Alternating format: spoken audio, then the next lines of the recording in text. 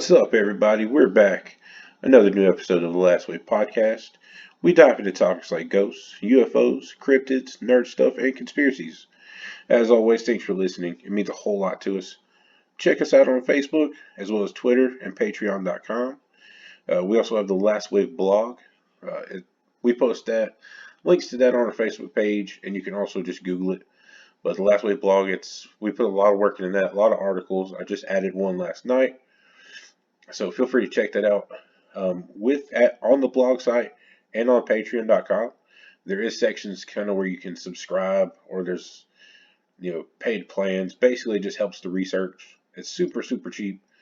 YouTube, anybody that deals with YouTube knows the guidelines and knows how many views and things like that you have to actually make any money, which right now we don't.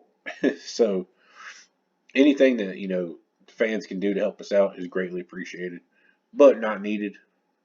However, it's really appreciated. I do have a couple people that subscribe to the paid plans on the blog, and we're actually opening up new sections of the blog, which is really cool. We do some nerd stories with tech and gaming news. We also have what I just added called the archives, which is basically if I don't want to do a show on something, or if something's way too technical, any files that I find on the internet through research, stuff like that, I post it there so you can pull it up yourself, do your own research.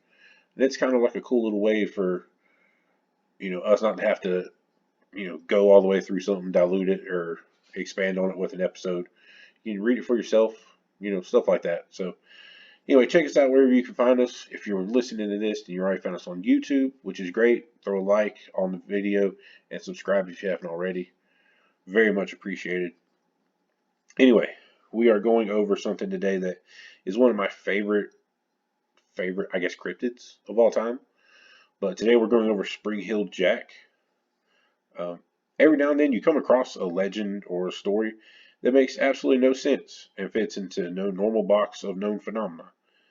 This is one of those stories. Is it a myth, a legend, a cryptid, a demon, a robot?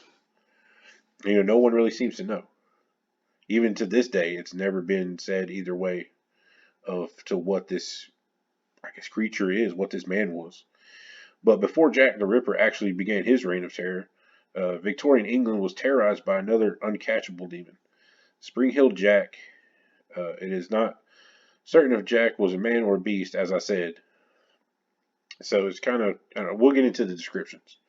Witnesses report this humanoid figure as having long, sharp fingernails that looked almost like claws. His eyes had a crazed look about them that some say were glowing red as he was about to strike his victims.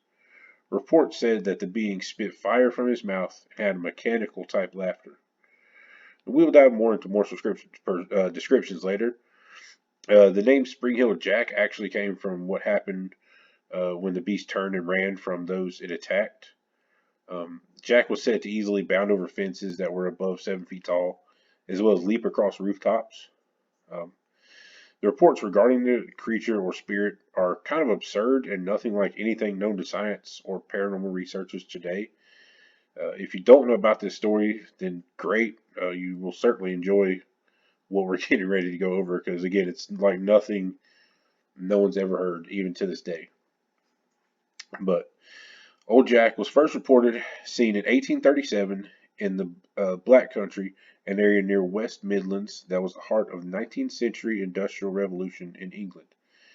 It was very easy for stories, true or imagined, to spread like wildfire, and as in the case, it is a largely oral culture, and it's easy to become embellished along the way. Nor is it surprising to read of Spring-Heeled Jack being seen on the rooftops of pubs or churches. His image was certainly being employed by local preachers as a warning against the perils of drinking and the devil, of course. And yet, the number of eyewitnesses' accounts of the demon may suggest otherwise. In 1837, a local man was going home from work, same as every other evening. His path took him past the town cemetery, which was normally of little concern. However, on this night, a cloaked figure emerged from the darkness of the graveyard. The businessman stood terrified as the figure leapt over the high cemetery gates and landed softly in the lane. Before waiting to see what happened next, the man ran home as fast as his legs could carry him. And this was the least harmful story of a sighting of Jack. So basically, what happened is this guy, and I kind of shortened the story a little bit, but he was walking home from work. He saw this humanoid figure jump over the cemetery gates and land in the in the alleyway near him. So instead of waiting to waiting to find out what happened, he bolted. He pieced it. So again, that was the most peaceful story of Jack.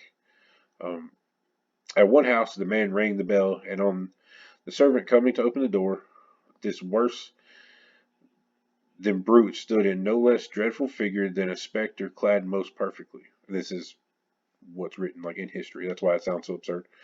The consequence was that the poor girl immediately swooned and has never, from that moment, been in her senses. So uh, basically, Spring Hill Jack came to someone's door, rang the doorbell, and the lady was so frightened by what she saw, she basically went mad.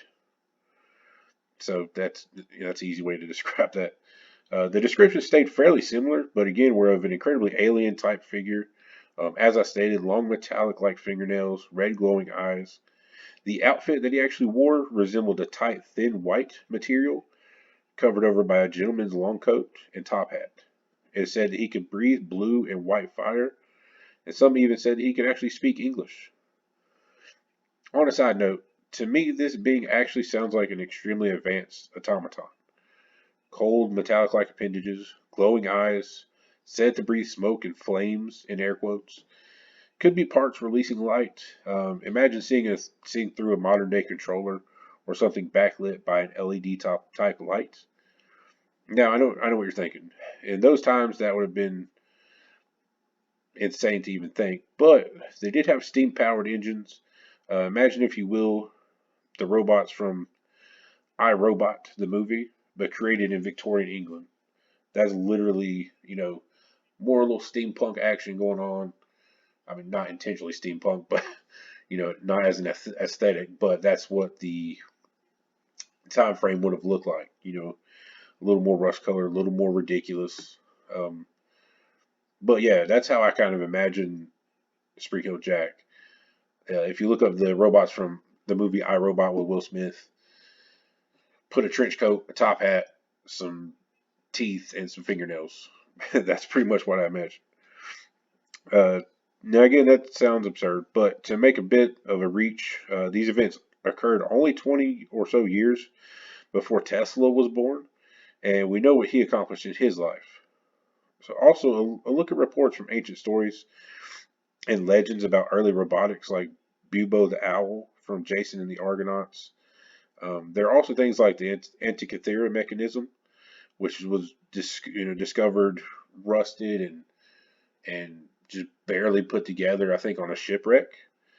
And scientists have come to the agreement that it was actually an early computer, and we're talking early, like Greek mythology kind of stuff, which is also where the time frame that the mechanical owl from Jason and the Argonauts story comes into play. So while it is an absurd theory, it sounds much more mechanical than realistic. Um, and I do remember, I didn't put notes in it, but I do remember, just random years of research and random History Channel shows that they did employ mechanisms, throughout history like that. Certain statues would move, not fluid as this, but if you go way back to Greek and Roman times, they had fire that would feed up into stuff and basically steam power something to move before steam powering was way before it was invented. I mean, human ingenuity and engineering has always been there. So, I mean, look at the pyramids. We still have no idea when they were built or who built them, to be honest. So, this is entirely possible that in early Victorian England, Industrial Revolution, maybe someone was getting a little crazy before Tesla was even born. I mean, I don't know, just a ridiculous theory. This whole story is off the wall, so who knows? But back to the story. Few believe the stories of Jack, and many believe them to be rumors, until a few months after the first sighting, when a young woman named Mary Stevens, and this is the most famous event, was attacked on her way home from work in the factory. A dark figure emerged from the alleyway and grabbed the girl. And the story's quote, he began to kiss her face and attempted to cut off her clothes with his talon-like fingernails. His hands were cold and clammy as those of a corpse. The girl began to scream hysterically, causing a number of people to come to her aid. And this is where the name truly began. Upon hearing the woman's screams and the footfalls of the people coming to her aid, Jack ran off, leaping and scaling a 10-foot fence easily, and was lost into the night. No one, no matter how hard they searched, could find the attacker in the area. Witnesses and victims poured forth to corroborate the story, and a public panic looked set to ensue. The mayor ordered his police force to track down the villain and offered a reward for anyone who could assist in the capture. And the story persisted for decades, with one last reported sighting of Jack occurring in 1877, when the bouncing demon taunted sentries at the Aldershot barracks. Other sources say the sightings occurred as recently as 1997, but I doubt that. Anyway, for all the terror he caused, Jack did actual little harm, aside from reports of shredded clothes, fits of hysteria, and heart attacks. Which I don't think that's not a story that I included, but I did read that one. Basically, kind of what happened to the young lady who haphazardly answered the door and found Spring Hill Jack waiting for her. Instead of going crazy, this guy saw Jack, basically ran into him more or less, and was so frightened he had a heart attack. So, there you go. But by the 1880s, Spring Hill Jack was eclipsed by a far more lethal villain in Jack the Ripper. So again, to this day, no one actually knows what Spring Hill Jack really was. A demon, a man, a robot. It is weird that my theory of an automaton makes just as much sense as the thing being a demon. But with some legends, that's just where we stand. No real answers. But this is by far one of my all-time favorite and really little-known legends. Um, I mean, you don't hear about this at all, like at all. I can't tell you where I heard of it because I don't remember. It had to be some kind of, late night, like unsolved mysteries, like random TV show or something like that. But it is a legend that's kind of stuck with me. I even attempted to start writing one of my books about it, but there's just so little to go on. A lot of it would have to be thought up. It had to be more than the story really was. But in itself, it was a really cool legend. Again, it could be considered a cryptid. I mean, the way they described it, people described the thing in great detail. From the smoke, supposedly breathing blue fire.